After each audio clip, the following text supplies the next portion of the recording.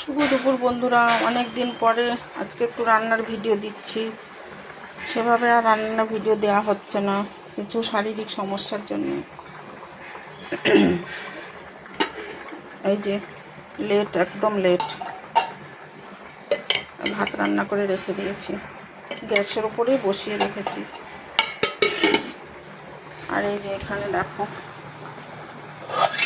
এই যে লাউ শুক্তো,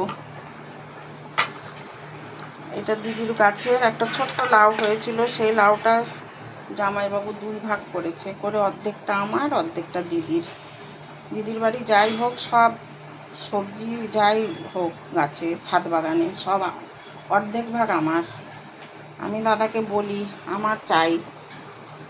ছোলার ডাল বেটে নিয়েছিলাম, বেটে এটা বড়া করেছি, করে লাউকে দেখতেই পাচ্ছ একদমই কচি লাউ। এটা শুক্তোর মশলা দিয়েছি।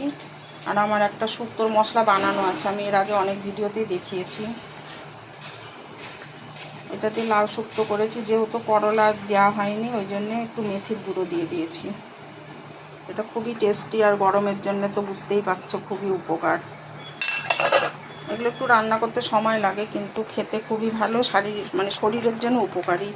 আর এই যে চিকেন, এটাও আমার জামাইবাবু আমাকে মাংস কিনে দিয়ে গেছে, আমিও কিনেছি, দাদাও দিয়ে গেছে।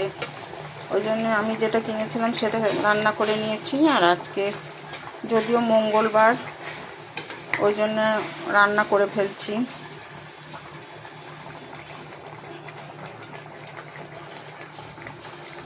চিকেনের ঝোল ভাত আর কি। পেঁয়াজ রসুন আদা সবই জানো। আর একটা মশলা আমি দিয়েছি এর মধ্যে, আমার কাছে এমনি রোস্টেড মশলা রয়েছে, তবুও আমার কাছে একটু বিরিয়ানি মশলা করা আছে। ওর মধ্যে সমস্ত স্টার অ্যানিস থেকে শুরু করে সব গুঁড়ো করা আছে। ওই মশলাটা দিয়েছি, দিয়ে ভালো করে মেখে আজকে রান্না করেছি।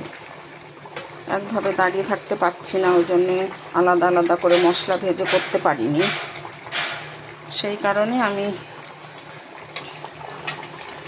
মশলা একদম পুরো মশলা মাংসের সঙ্গে মেখে তারপরে বসিয়ে দিয়েছি,